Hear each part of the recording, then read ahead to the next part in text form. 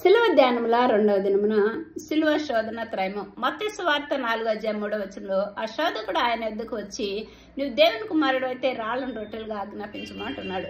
అయితే మనిషి కుమారుడు దేవుని రొట్టె వలన మాత్రము కాదు, కానీ దేవుని నోటి నుండి వచ్చే ప్రతి మాట వలన బ్రతుకుతున్నాడని యేసయ్య చెప్తున్నాడు. యేసయ్య నీతో మాట్లాడుచున్న నేనే ఆయనని ఆమెతో చెప్పగా, సమరయ స్త్రీ మెస్సయ్య అని విశ్వసించింది, పాపంలో నుంచి జీవ వెలుగులోనికి నడిచింది. యేసయ్య పాపాత్మరాలైన స్త్రీతో, విస్తారముగా ప్రేమించావు గనుక విస్తార పాపాలు క్షమించబడినాయని గాని ఆమె నమ్మింది. పాపంలో నుంచి పునరుద్ధాన శక్తిని ప్రపంచానికి బయలుపరిచింది. జక్కయ్య నేట ఉండవలసి వచ్చిందనగానే యేసయ్య మాటకు విధేయత చూపించాడు, పాపంలో నుంచి రక్షణలోకి వెళ్ళాడు. కాబట్టి యేసయ్య సెలవులో రాతి హృదయాల నిమిత్తం ప్రక్కలో బల్లె పొడిపొడిచినప్పుడు ఆయన శరీరము మనకు ఆహారంగా, ఆయన రక్తము మనకు పానముగా గ్రహించాడు. ఎప్పుడైతే మనము ప్రభరాత్రి భోజనం తీసుకుంటామో, యేసయ్య రక్షణ నోటి తోపుకుంటామో, రక్షణ నచ్చి